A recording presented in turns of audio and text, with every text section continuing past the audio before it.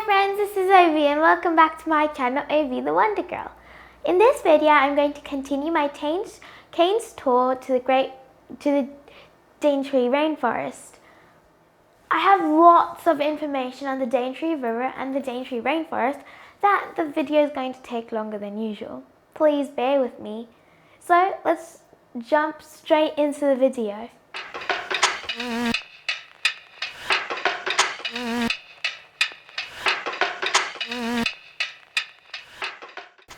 As usual, we woke up early and got ready for the tour.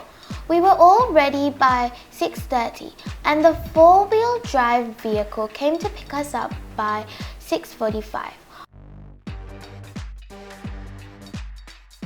After a 1 hour and 45 minutes drive, we reached Port Douglas.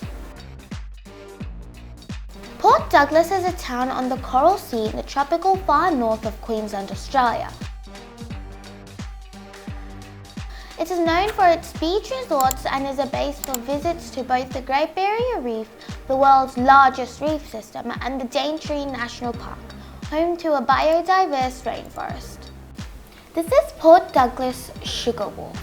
The popular wedding chapel called as St. Mary's by the Sea is also located here. It is perfect for taking photos.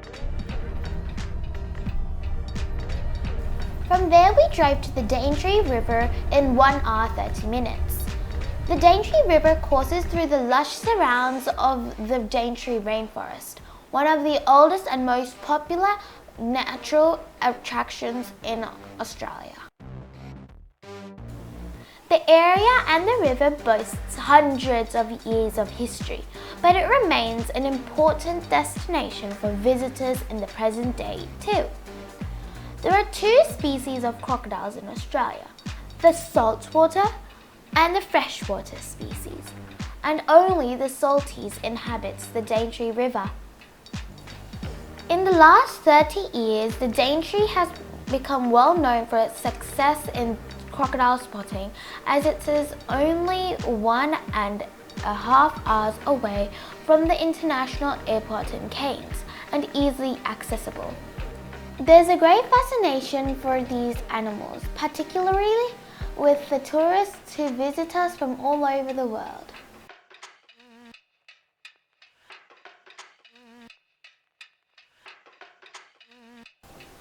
The population is described by the experts as being of a low density, and that is because of prolonged hunting for many years. By 1974, the numbers were dangerously low and legislation was introduced to protect them. The numbers have come back slightly to the present sustainable level and they are still breeding successfully. So at the moment the river's pretty much pure fresh water, which our saltwater crocs are more than happy to live in, fresh or salt. What we don't get here are freshwater crocs. So those guys are found only on the other side of the range and over in the Kimberley and the Territory.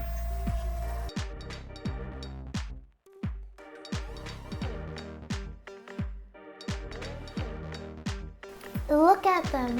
These are the babies who are taking a sunbath. Also, the mother crocodile is just a few feet away from them.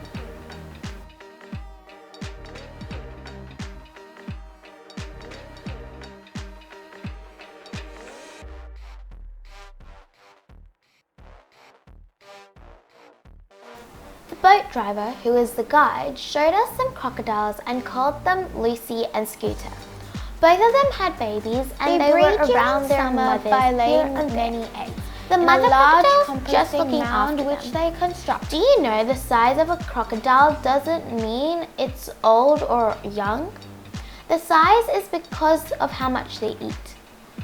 A crocodile's age is determined by the amount of teeth.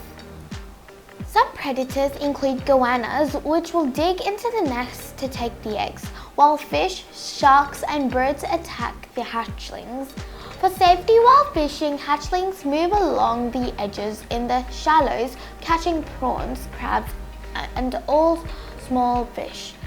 The larger crocs have a staple diet of fish and crabs, although they are opportunistic and are great scavengers. These are some pictures which I took 5 years ago when I came here as a little girl. The eggs are incubated for 3 months until they hatch during the wet season. There is about a 30% hatching rate. The hatchlings are 20 centimeters long and stay with the female for several weeks or months before dispersing. If 1 or 2 survives, nature has been successful.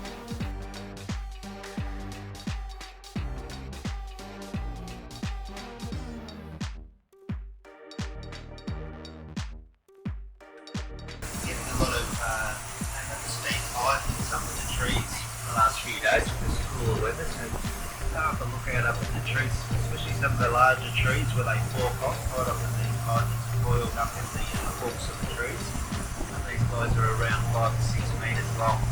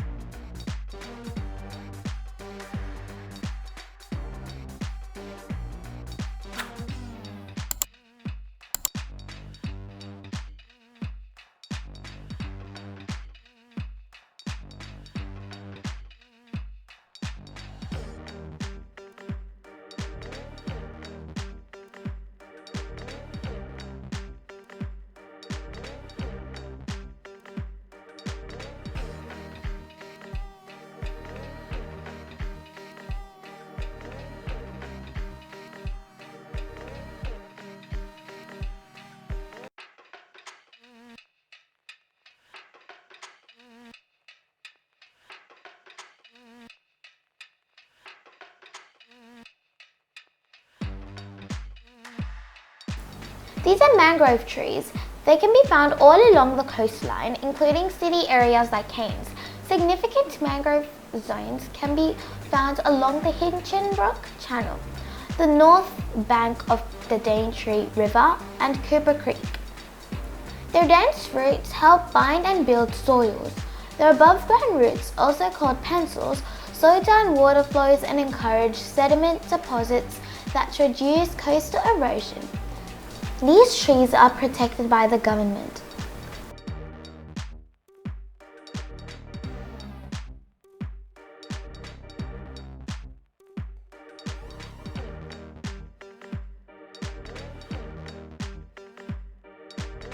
Mangrove species are adapted to the tidal inundation and the high salinity in the coastal estuaries, inlets and bays. They deal with salinity in 2 ways: by keeping out the dissolved salt as their roots absorb water, or by absorbing the salt and then extruding it through the special glands in their leaves. Mangroves have adapted to the low oxygen levels in the deep, muddy soil by evolving aerial or breathing roots that grow up through the water into the air.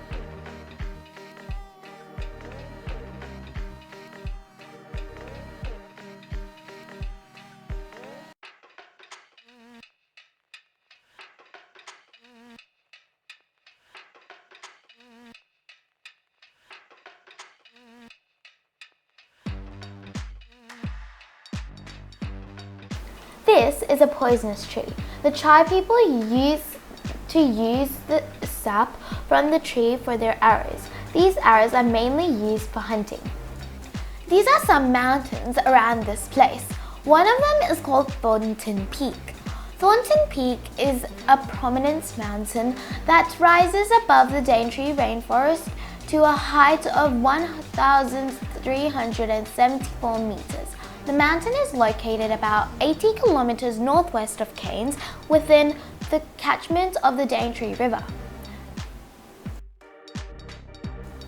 Daintree River can only be crossed by a cable car ferry, pulling you into the final section of the Great Barrier Reef drive to Cape Tribulation.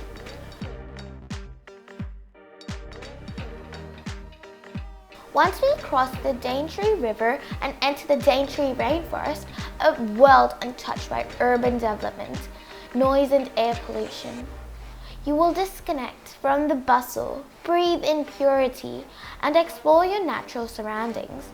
Here in Cape Tribulation, this breathtaking coastal region is one of the very spots where the world's oldest rainforest collides with a spectacular Great Barrier Reef. First, we reached Madja Botanical Walk. Me and Sia were just acting like presenting.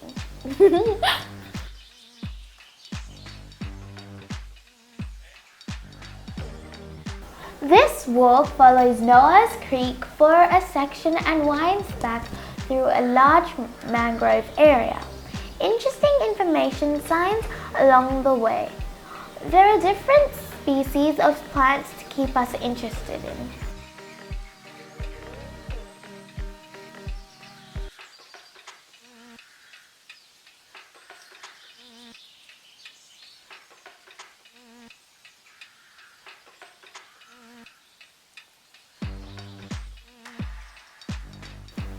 Cape Tribulation, 141 kilometers up the Captain Cook Highway, 2 hours north of Cairns, is a gateway to the forest and a meeting point for many adventures this area offers. Hiking or mountain bike riding through the forest tracks, take a dip in the chilled rainforest swimming holes, or explore the rugged terrain of the Bloomfield track by 4-wheel drive. Ancient stories whisper through the leaves of Cape Tribulation, just as they have for centuries.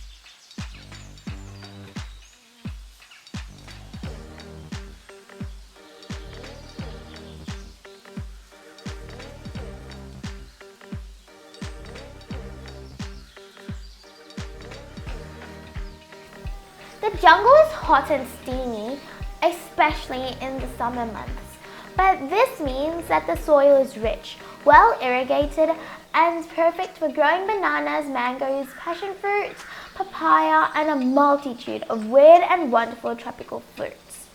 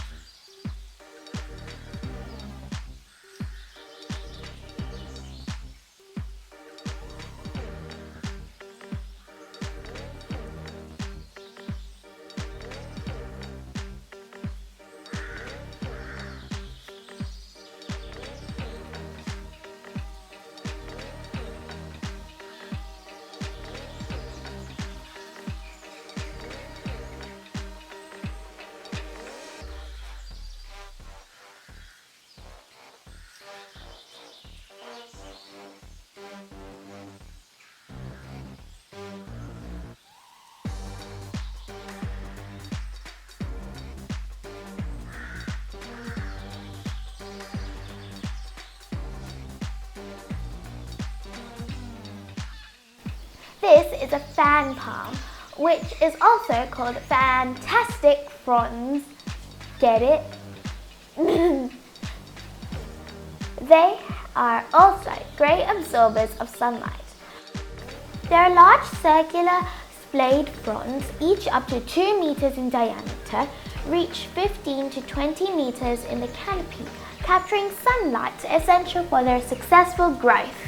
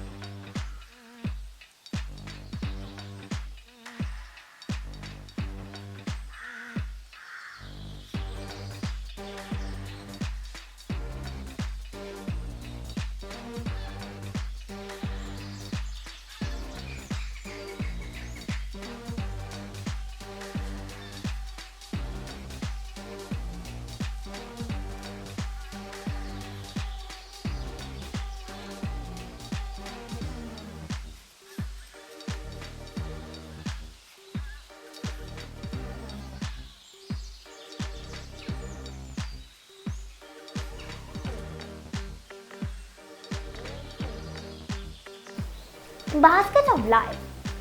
These are basket ferns that grow on tree trunks or rocks, catching nutrients from above to survive. These are home to birds, snakes, frogs, and insects. Sometimes other plants even germinate in the nutrient-rich basket. You can find them almost everywhere in this forest.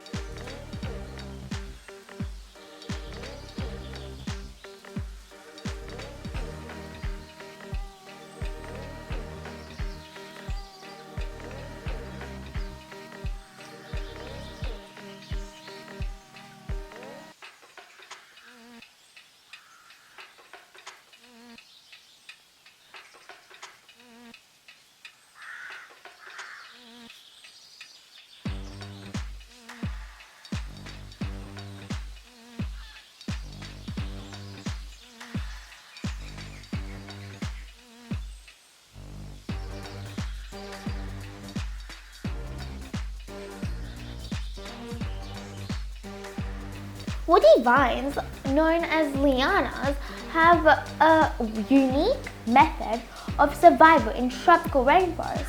They climb up the trunks of trees to reach the sunlight and that only the forest canopies get. Then they spread their leaves out to soak up the sun for themselves, often blocking the trees they climbed.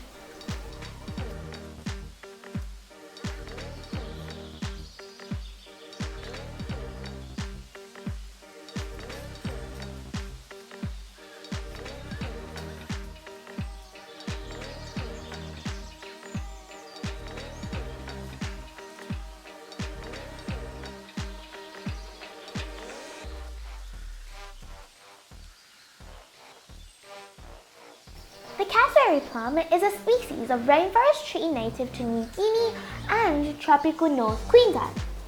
As the name suggests, it's a favorite food to the cassowary. The fruit is a large and egg-shaped with a smooth, bright blue-colored skin. Interestingly, the cassowary plum contains a sap which is poisonous to humans and to most animals. However, the southern cassowary is able to eat the toxic fruit due to unique nature and its digestive system. While the cassowary plum provides an important food source for the cassowary in turn assists with the spread and germination of the tree.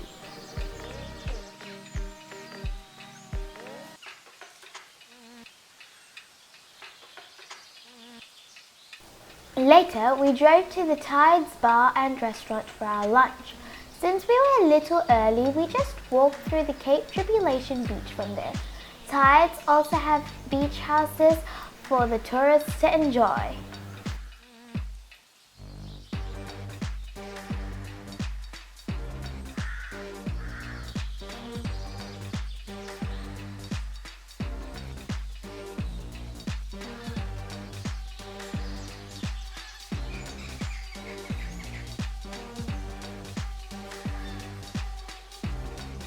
Cape Tribulation Beach is literally the place where the rainforest meets the reef.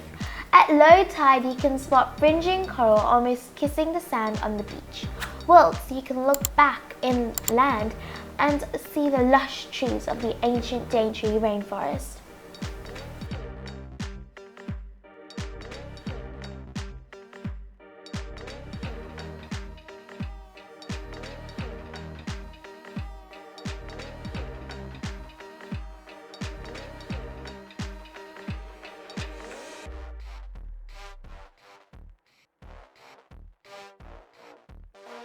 Alongside this, a backdrop of mountains and mangrove-dotted cape make this beach ultimately picture perfect. Me and my friends were running and playing in the sand for some time, took some pictures and returned to the restaurant for our lunch.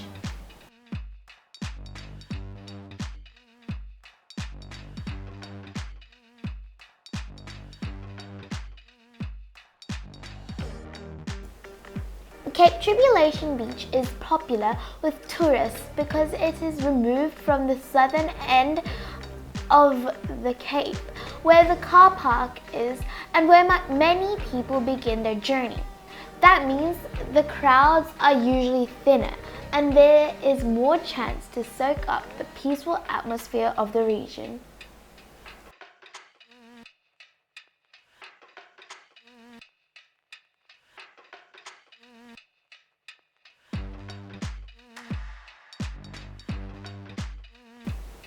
While we were on our way back to the restaurant, we took some pictures on the heart-shaped branch with my friends.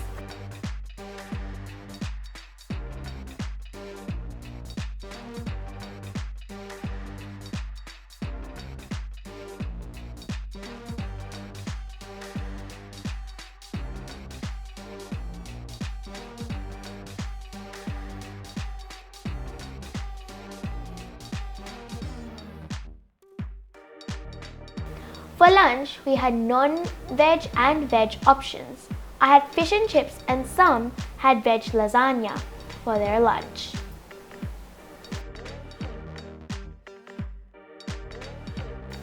After lunch, we started to Emmagen Creek.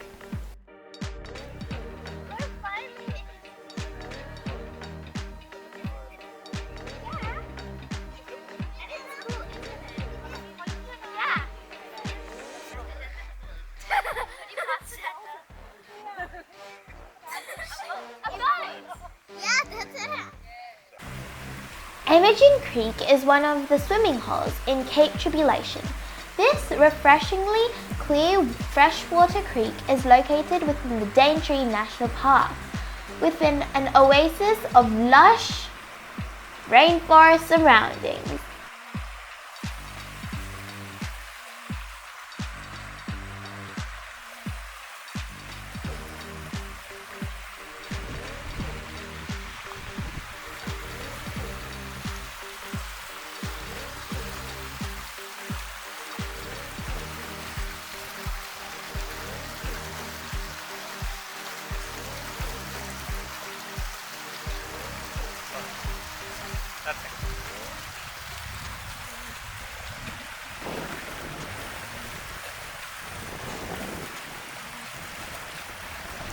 The place is awesome for us to play. We played in the water for some time. We even played skipping stones. This is the farthest we ever went on this trip.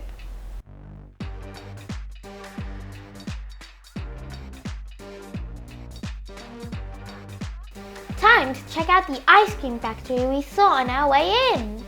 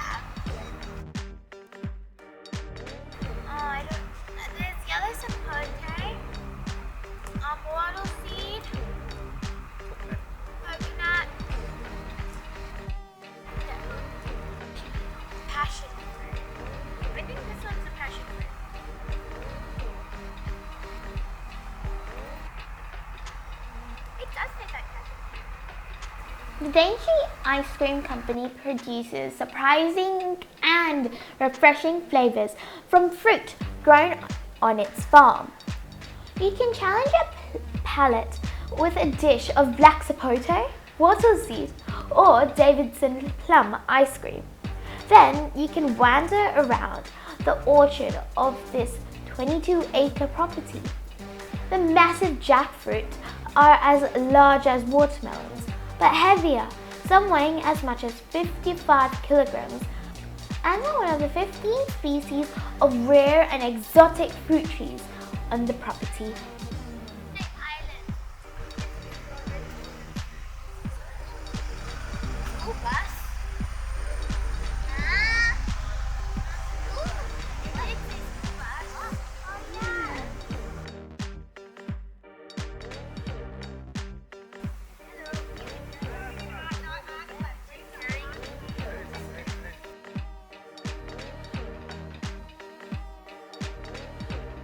The Daintree Ferry is a cable ferry that crosses the famous Daintree River. It provides sealed road access to the north section of the Daintree National Park, Cape Tribulation, and allows people to travel onwards to Cape York via the Bloomfield Track.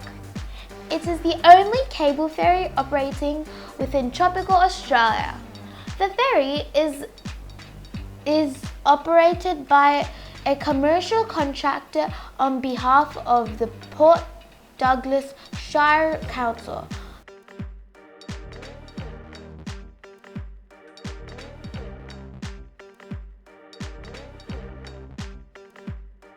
The Daintree Ferry operates continuously between 5 a.m. and midnight daily.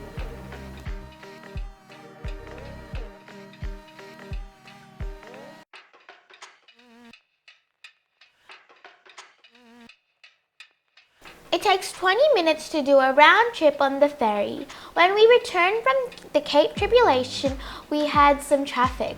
So we got out of our vehicle and enjoyed the operation of the ferry close to the river. We were careful about the crocodiles as well.